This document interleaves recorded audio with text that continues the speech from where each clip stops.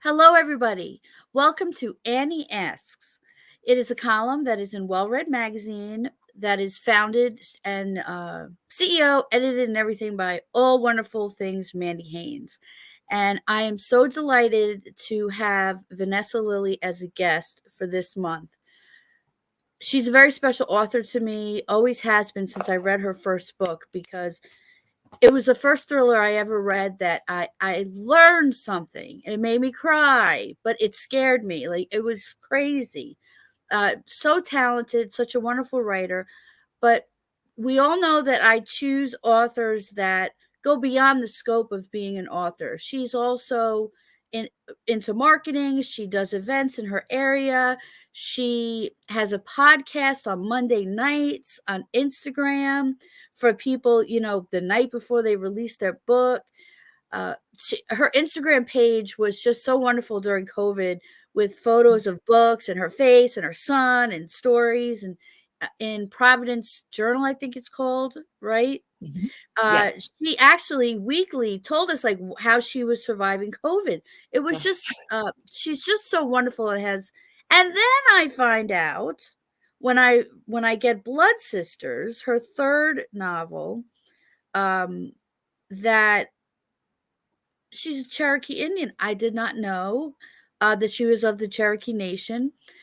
I was blown away because everyone knows I have a special love of the indigenous people of our country, but also it just made me realize why she was who she is, because she's so natural of the earth and knows what she's telling us when she's telling a story, how to tell it. And we all know Native Americans are very good at storytelling. They are like the original storytellers. So that's why I think it was so brilliant. I cried when she got in the GMA the day after our interview. I'm just so proud of everything she's done. But real quick, Blood Sisters, we're introduced to this wonderful archaeologist named Sid, who actually lives in Rhode Island but gets called back to her old rural town in Oklahoma. I know the name starts with a P, but I can't remember. Sure, she's called back because I read it. Wonderful. So she has to go back there. There's two missing women from their tribe, and one of them is her sister, Emmy Lou. And what I loved was this profound statement: what happens to the land happens to the women. That stuck with me, and it's in my emotional toolbox because I think that's very important for all of us to remember. She has in this book LGBTQIA plus and two-spirit characters. So she represents so many people. She represents a time that we are dealing with, have been, but I'm hoping we're getting more people to talk about all of the women that are going missing from the different tribes all over the country, but hers especially. So she writes this story. It's wonderful. It brings to light what is very important in the world today, and will teach many people when they read it. But they're also going to be like, it's a thriller. And that's what makes it like even more crazy. So I always said she's like a women's fiction thriller because she's like, she teaches you a little, but that's my opinion. I love that. It's a great one, though. Thank you, Annie. You're welcome. I call it a paramount story that needs to be read by everyone. So welcome to Annie Asks, and thank you for joining us, and your dog as well. Thank you. I hope you don't mind. She's got to be involved. She's my Velcro dog. Do you think I mind? My dog No, is I do sitting not. right here. No. What is your dog's name? This is Violet. Violet. Oh, how pretty. That's beautiful. Thank you. It's actually it's the state flower of Rhode Island, and also a Pokemon character. My son named her. So a Pokemon character. That's so cute. We have a cat named Zero. And I did not want to name the cat Zero, but it ends up everyone's like so thrilled with it because it is It is some kind of cartoon character that I didn't know about. I don't watch cartoons, but it was very cool to learn that. I do also want to point out that you were the GMA Book Club Buzz Read this month, the Target Book Club pick, the Amazon Best of 2023 Thriller Series, Washington Post Best Mystery 2023. But I'd also like to add the Right Review June Deep Dive Book Chat, which is Yes. exciting, and I'm honored that you said yes. Oh, And number 4 for the Right Review Book of the Year. thank So you. that was, and the top 5 is always very hard for me to choose. Oh, sure. No, I'm It so is so honored hard. to be in that company. Yeah, but everything had like a theme. So I Mhm. think the top 5 just like went together. Love it. Um, and I want to say your books are always intensely written. Very Mhm. intent. They're very intensely written and Yeah. intentionally written. I'm a pretty impatient reader. I put down a lot of books. And it's just not, and that's not the, and when I put them down, I don't think, oh, that's not a good book. It's just, as a reader, I really need to be gripped and feel like if I don't turn the next page, I'm gonna die with this character. So as a writer, you know, I try to be mindful of like really pushing the gas when I can.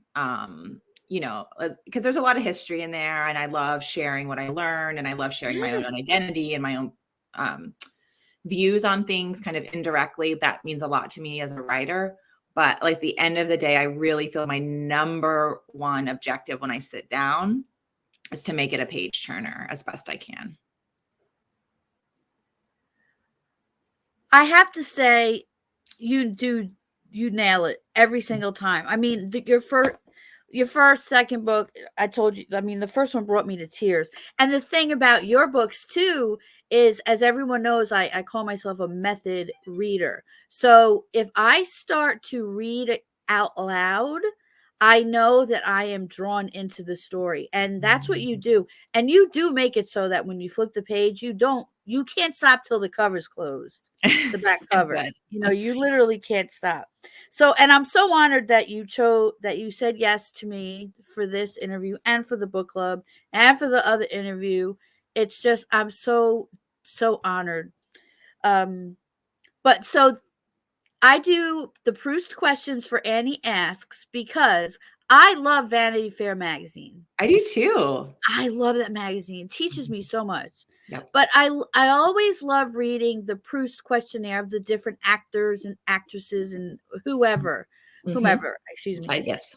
It's so interesting because I didn't realize Proust made these questions so even authors can flesh out their own characters this way. So I feel by doing this, we're also teaching authors maybe something they don't know that they can do yet. Like if they don't know something about their character, they can answer these questions and then their characters fully realize. So we want to fully realize who you are, Vanessa, through Oh, these good. I questions. probably need some work in this area too, right? It's like It's a lot of fun. It's very interesting.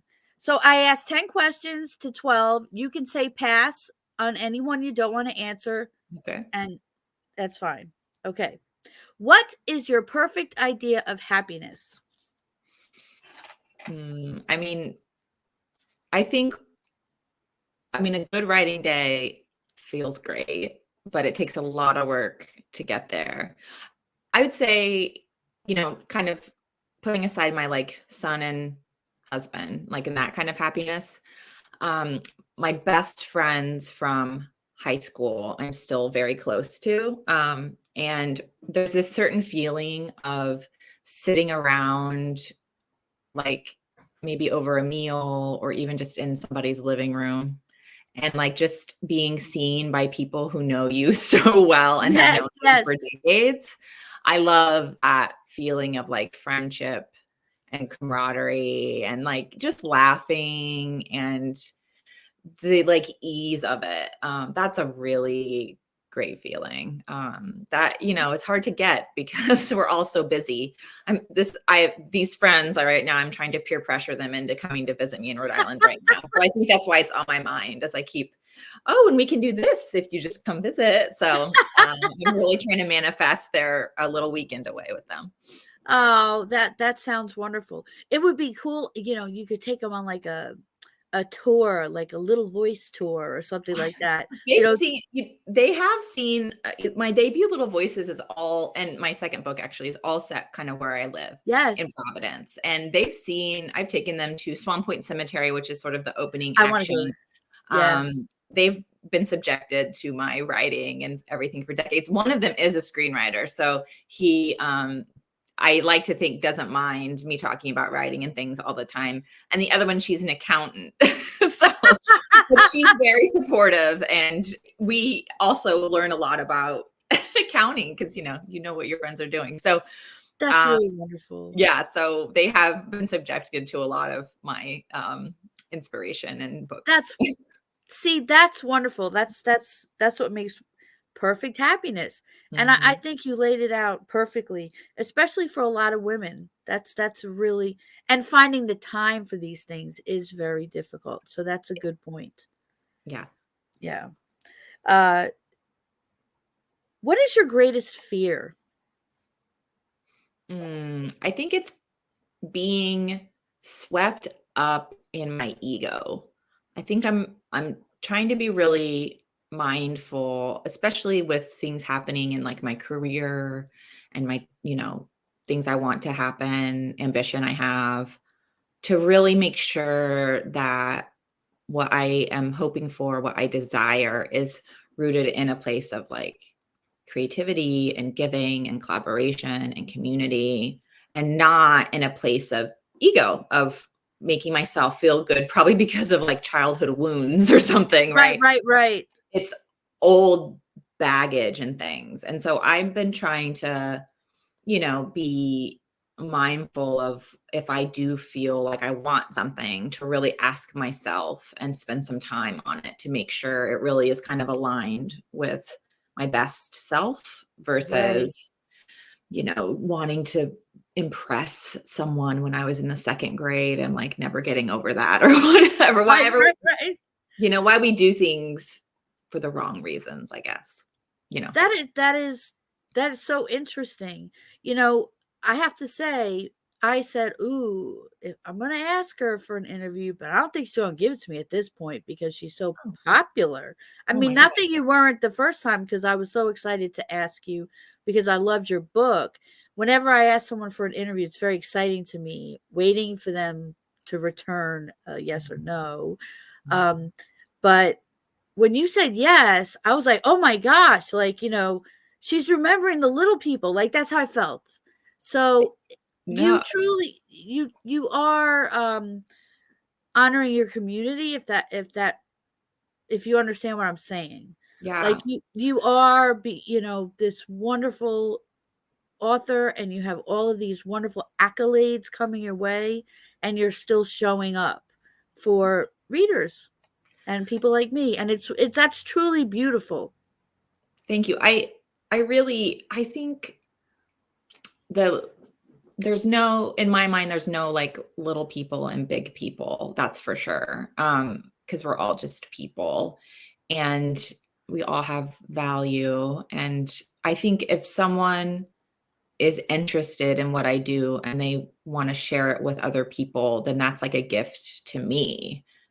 I mean, really. That's great. Especially I think in publishing in particular, but it's true in every business, but in publishing, I just there are very few, I'm in the thriller space. There are very few thriller writers that are anything other than extremely kind and giving. That's really Correct. the That's truth. true. And Yes. the few I know, and it's very few, like less than on one hand, I know who I wouldn't consider that way.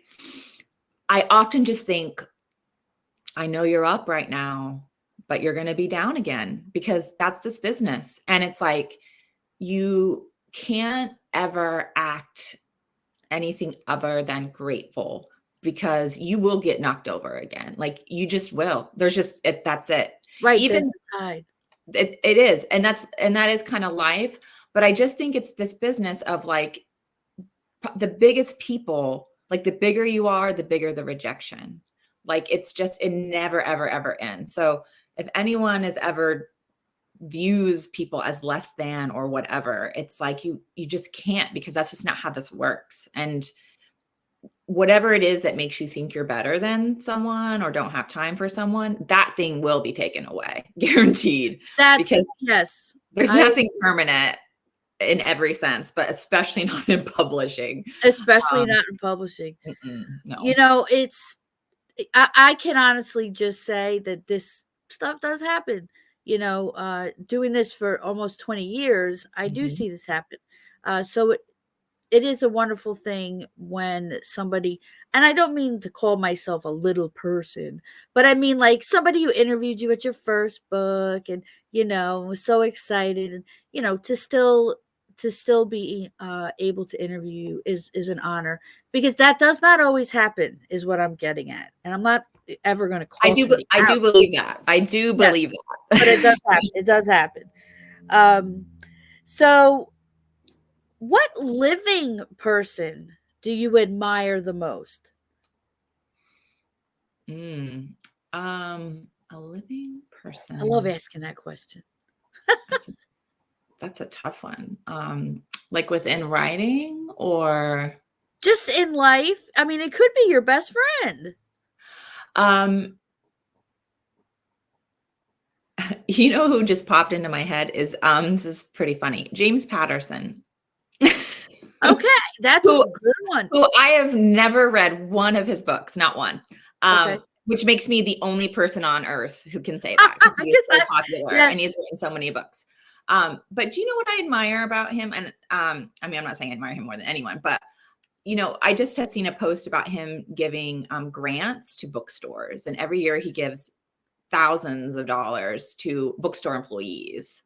Um, and I also just watched a documentary that he had a role in around the Jeffrey Epstein, sex yes. trafficking, all of that. So James Patterson lived near him and for years and years was passionate about getting the truth out about Epstein. I don't know. So I guess my point is more like I admire people like that who use their whatever influence they have, you know, to kind of do good in the world. And I Right. also like that he's very ambitious still. Like he's so rich. And he has, you know, I mean, he has books out all the time. And I don't even, and I'm not even saying it's like ego, like people make fun of him because he like has co-authors and stuff, Co-authors, yes, yes, yes. But I which think those God books bless him, because those co-authors get to be New York Times bestsellers. But correct. I love it that he is so successful and still works so hard. Even if you have a co-author, your name is on it. You care about that book. And I even if the agree. other person's doing a lot of the work, like I've talked to people who have co-written with him, and I know that he is very involved, at least in like all the outlining and sometimes much more. So I just think it's cool that he is so successful and he uses his success in so many different ways. I just think there's like a lot to be learned from these huge successes, not as a like, oh, I can't wait to be rich. Like it's like, no, it's not that. It's like, what does he do with his time and his resources? And then how can we like think about our own little sphere of influence and time I and can resources? see you being a James Patterson, you know, especially, you know, like he's so great at advertising. He's He's so incredible. it's personal, right? Mhm, And mhm. you're the same way, Vanessa. Well, Watch thank you. out. Well, You I'm ready to enter my James Patterson era, Annie. I'm Yes, ready. yes, I'm ready. I'm there with you. I'm there with you. And if he's watching, you know, that would be great. Um, what is your greatest extravagance? Ooh, extravagance. Probably, sorry, my dog is barking. It's okay. Probably, It happens I don't here. know. I don't know about extravagant. Like I spend a lot of money on spiritualism. I I like hear you. I love tarot. I love tarot readings. Oh my gosh, she's barking. I love crystals. I love getting readings, going to like, I love spirituality, and I love to spend money in that way. Like, I think it's good to contribute to that community. That community has given me so much. So for me, it's the spiritual side of it. I get these really cool monthly workbooks around astrology. I often order tarot books, and so if you were to look at a pie chart of my like just frivolous expenses, like a lot of it has to do with spirituality. I just signed up for like Crystal of the Month, like Love to it. be to be a reviewer for them. Oh, that's And I'm cool. getting like the coolest crystals I've never seen. But yeah, I'm the same way. I have like probably 50 or more tarot oracle decks and Mhm, such. mhm. And my friends and I are always pulling them for each other, you know. Uh, Yes, me yeah. too. And I also think that tarot decks, this is how I justify a lot of my purchases. I think that I'm a pretty spiritually open person, and I think the spirit people around others can communicate with me easily. And so like I'll be leaving the house and to meet someone, and I'll get a like, "Oh, I should bring them this tarot deck." Like I get that a lot. And so I was meeting Megan Brandon for drinks, and I like was leaving the house, and I was like, "This is her deck." Or I was just saying Megan Collins is another author I was just meeting the other day, I and I love was her. like leaving the You house, met and I me. was like, "This tarot deck is for her." So I do sometimes just have them for a little while, and then they're meant to go to someone else. That is so funny because uh Carrie Ann King wrote a book about other people's things. And it was about somebody who a girl who would like take something from someone's house to put it at her other friend's house. She didn't believe it belonged at that person with that person anymore. So it's very interesting. Um, I but but yeah, I'm that way. I with crystals, I'm like holding this palm stone. A lot of times that'll happen too. Like if I'm meeting a friend and I'll be like, "Oh, they need this." And I don't know. I get those little intuitive messages a lot. I'm intuitive too, and for what I did for my infusion suite, like my whole neurology, it's like a huge empire. I brought a deck that had words on it like mantras. You are enough. You are amazing. And I had everybody choose one. And I gave them these little pills that turned into pens. But because there was doctor's office, they were dying laughing. But I loved handing these mantras out for 2024. And it just was everybody got what they needed to hear. And I truly believe that happens. So it's wonderful. Yeah. Um, now I'm waiting to find out which deck you send me. No, I'm just kidding. I'm sure I bet I now I that bet I feel like you're gonna get it'll one for come. me. Yes. Mhm. Okay. So on what on what occasion do you feel it's okay to lie about something? Oh, I think to protect people's feelings. I really I yeah, I Yeah. think because I think sometimes a lie is just some truth that, especially in that context, is some truth you might come to later. Or even just not, I think holding back a lot. I actually have kind of a sharp tongue. Um, I'm a Scorpio rising, so that's like the tail, right? Is like a little bit Yeah. sharp. And I'm also an Aquarius, which is the sign of the sword, also sharp. So I actually do, just because something is true, you don't have to say it. And your opinion Right. doesn't That's always true. and your opinion isn't always needed. This is what I tell myself, you know? And so sometimes it's better to just listen and let this other person be heard. And then just because you don't say like, "Oh, you're crazy," or "Oh, I would never have done that." Right? Like, I don't know. I'm Yes. that's something I'm trying to be better at. I'm not always better at it, but I try to But be. that's wonderful. Like listening is a very hard thing for everyone to learn because we're often listening and wondering next what we're going to tell somebody next. We're not Mhm. concentrating on what they're telling us. So Right. it's hard. It is a practice to be present in the moment. So that's very interesting. That was like when you're trying sometimes most of the answers I get are that when you don't want to hurt somebody's feelings. And I think that's a very special answer. Mhm. What quality do you most admire in a person? Because they have two separate questions, in a man and a woman. I don't want to separate it. I just want to Mhm. know, what quality do you most like in a person? I mean, I think people who have a kind of community worldview, I think that's really rare. It's certainly not what we're taught in a Western American society. I mean, community is not, Yes. I mean, we're a very bootstrap, I. individualistic, whatever it takes, to get yours is sort Yep. of the feeling. So I really love it when I meet people who are about community and seeing themselves as just one part of something. And again, it kind of That's goes back to not putting ego in it and really, you're just a little piece of something. And so your piece should be as much as you can positively contribute and, and not necessarily more about you. And yeah, so I respect that in people a lot. that's a wonderful answer. You're a very special person, Vanessa. Thank you. You too, Annie. Thank you. When and where were you the happiest? I'm one of my biggest blessings is, and I think I get it from both my parents, but especially my father, is I'm actually usually happy most of the time, which I have learned is unusual. Well, I don't know. I hope it's not that unusual, It but is. my baseline is pretty happy. Like I sort of feel good most of the time. I mean, there's ups and downs for sure. So I would say I'm lucky in that I do feel happiest most of the time. I would say the opposite ends of that. I do love to be by myself a lot. And so I'm very happy alone.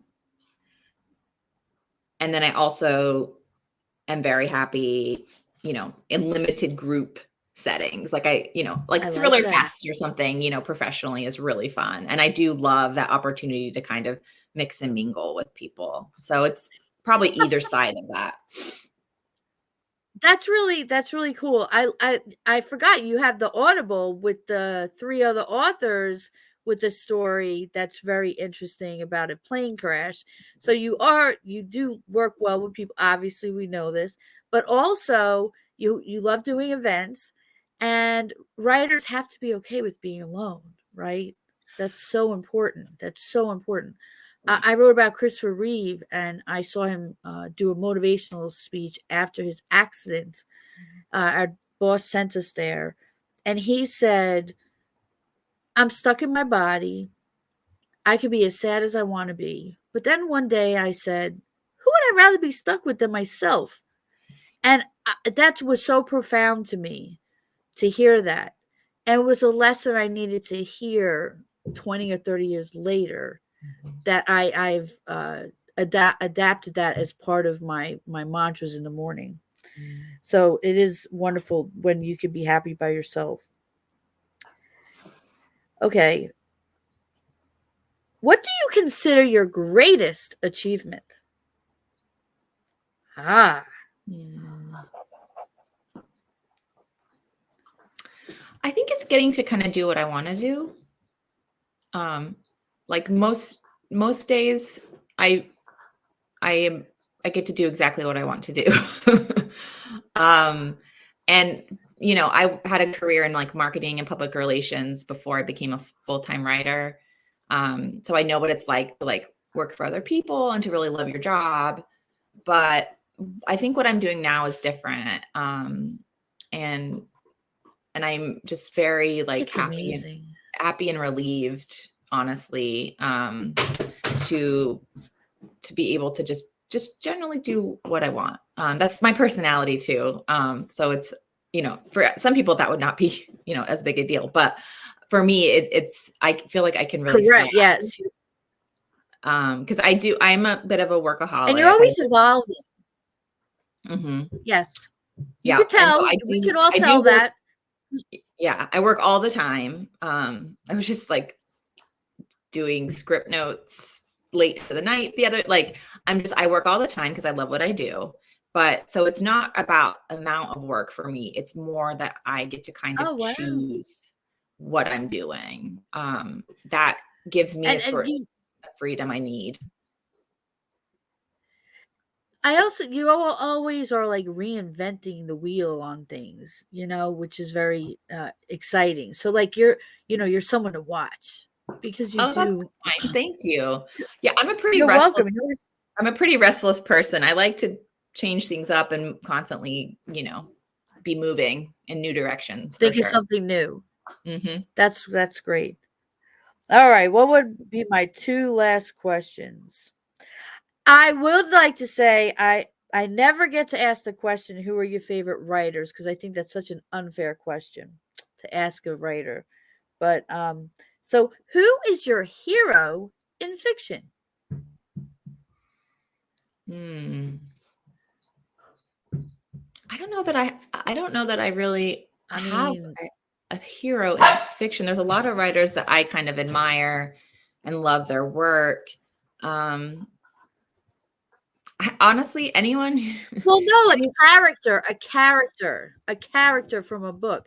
And I would um, have to say, if I was to choose, I totally think, your archaeologist, I forget her name right now, Sid. she's a hero, right? Um, anyway, now here I am answering the question for you, but it's like that. Yeah, Who is a who's a character? character? One of my own characters. So yeah. I Yeah, mean, let's choose one of your own characters. yeah. I mean, Sid is definitely. She's in Blood Sid. Sisters. She's my most recent character. I mean, I love that she cares about justice. I love that she has built a life despite difficult trauma. I love that she is willing to risk her own life to save her sister. I mean, those are all qualities that I find to be very like heroic and interesting to read about and write, I guess. So I did love and do love. I'm working on the sequel right now. Love writing her. I think she's just a kind of an interesting character.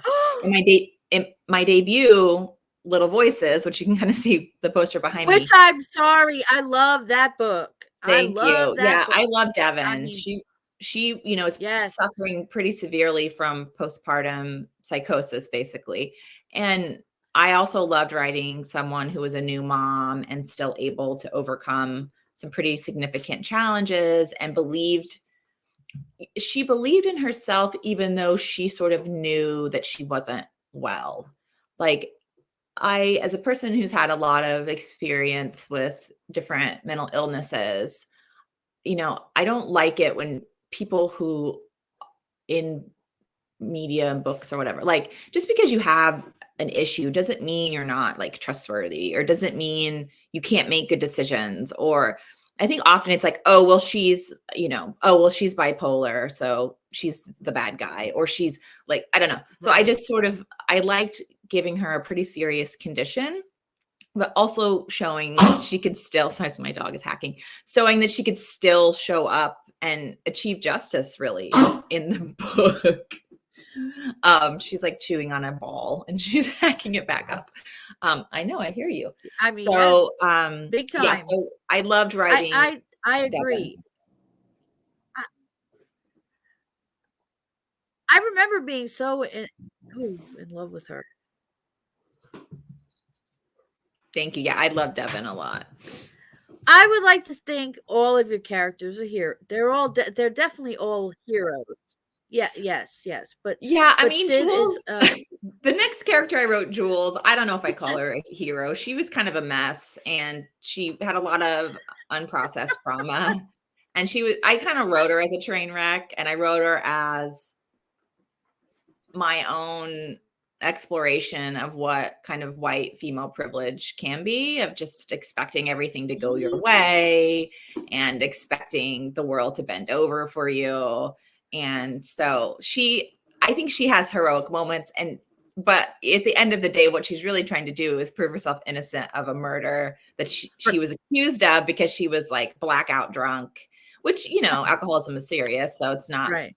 a small thing. But yeah, I think I know people love Jules. I've talked to people who loved her as a character, so I'm happy for that. But I do think she's a different kind of hero than my other characters that Right. I I write. agree.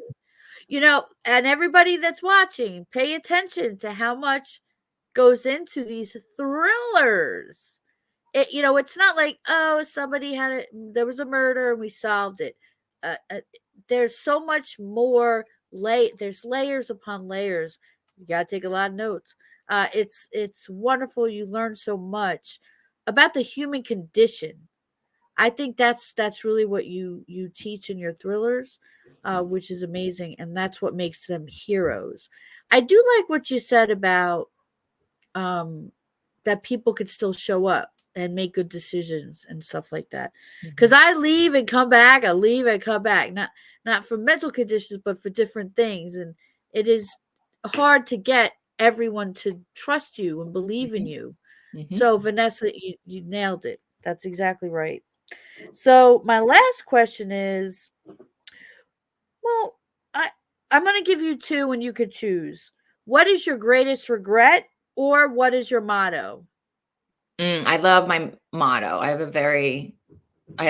can see it right now where I'm sitting. It's on my manifestation board, which is what is meant for me will never pass me by. And Ooh, that's I a big like one for that. me. Yeah, I think that to me says not only the importance of appreciating what you have and being grateful for what comes into your life, but also not lamenting things that other people have and letting their happiness and their abundance ruin or, I'm going to rain turn this on off. your own, the good things in your life. And I think in my job, particularly in publishing, being an author, if you wanted to, you could be miserable all day looking at things other people have that you don't. I mean, you It's really could with social media and everything. And yes. and that's just like, I mean, you really could. Or you could be happy all day. Yes, you're absolutely right. I mean, Yeah. Or you could be happy that's all so day, true. It's like it's celebrating what other people have and knowing that what they have is not meant for you, at least not right now.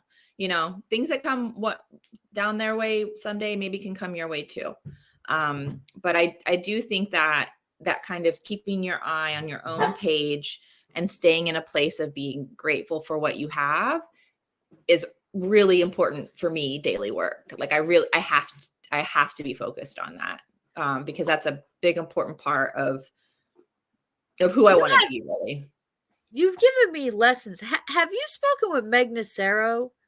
I don't know who that You is. two would have the most incredible interview. I'm going to introduce the two of you.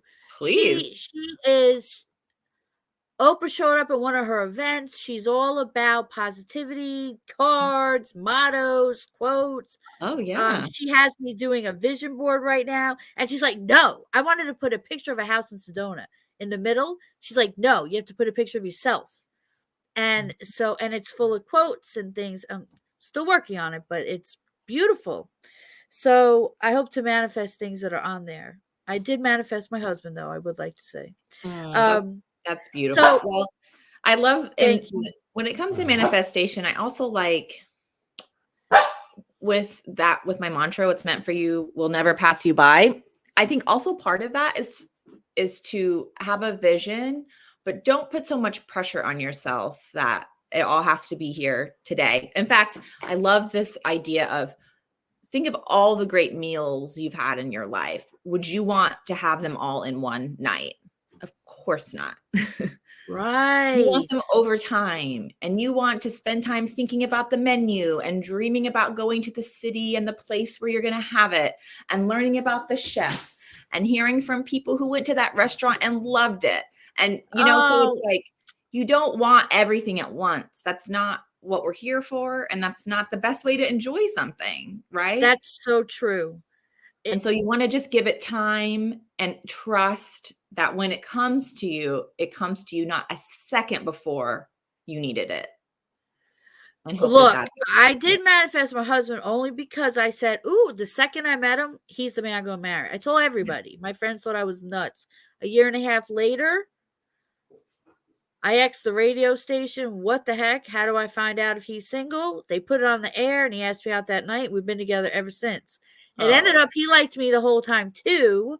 We Mhm. just never said anything to one another. But Mhm. I Yeah. always believed, and it was Mhm. all because I saw him give gloves to one of the landscape workers. He took off his gloves and gave it to them, and I said, "That's a nice guy. Mhm. That's who I need to marry." But anyway, so I do believe that you're right about the timing. Um, Mhm. a year and a half is a long time. So I wasn't rushing for sure. But I love everything you've just taught me. It's been such a wonderful pleasure talking to you. But I do want to ask you five rapid fire questions, which are a lot of fun. So, yellow light, speed up or slow down? Speed up. I love that. I love that. Interview. Do you always try to wear the same clothes, or is there like a particular color that you wear, or does it just change to whatever it is that day? Yeah. It's very, very last minute. I'm pretty good at getting ready quick. Like I do those Instagram lives. And I usually do my makeup about 5 minutes before it goes live. I do that too. That's so funny. I love that. I love that. You get Um, good at it, right? It's like I can kind of do oh, everything. Like if I have 10 minutes, I can be head to toe camera ready, yeah, which isn't that crazy? But it Mhm. does, it is something that comes with time. Yeah. I can't believe how good I've gotten at doing makeup. And I'm like, is it because I watch Glow Up? I don't know. But either way, I feel I contour well for things I have going on. But okay. So, um, do you, as far as a car, fast car or family car? Family car, and Family I mean, car. I'm running it into the ground. I have a 9-year-old and a dog. My car is so disgusting, and I don't mind either. I'm a very messy person. I like living in my mess. I have notebooks everywhere.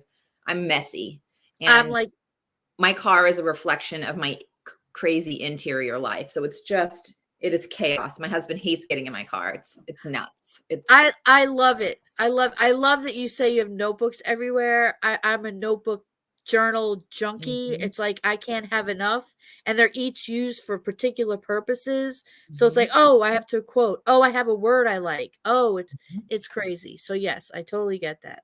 Okay. Now, the next question is, you're at the library. Do you peruse the bestsellers, or are you going to look for a particular book?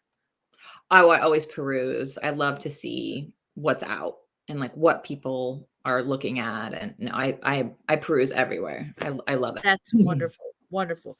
Okay, so you're doing an interview. Do you prefer to ask questions about craft or writing or like their life? You know what I mean? I Them like as a person. I like both. I could talk to someone about writing craft all day long, but I actually think that modern day authoring is much more about personality. I think people are very interested in the lives of authors. And not to like get into people's business, but I think people want to kind of know who they are and kind of what they're like and their little quirks. So when I do interviews, I like to do, depending on how, like guarded a person is. Like if they're very like uptight and private, like then we'll just talk craft. Like I don't need, Right, but right. we're a little more open and we're having fun, I might kind of ask them to tell silly stories or whatever. Yeah, things do change with people, and you're absolutely right about that. But you're very good at interviewing, so that's why I wanted to ask that question because I wanted to learn a little bit. So that was the selfish rapid fire question. Well, thank Sorry you. about that. You're great too, Annie. I love the conversations you have. Your sincerity, I think, is one of the best interview traits, and you have so much sincerity, and I think that puts people at ease, which is Th- important. Thank you so much. That means the world to me. It has been such a pleasure and an honor speaking with you today. And thank you for joining us at Annie Asks for Well Read Magazine. And Mandy Haynes is very excited to learn more about you as well. Oh, thanks. Thank you both. Oh, thank you. And we'll talk to you soon in June when you're at the book club. Yes. Have a great day. Thank you.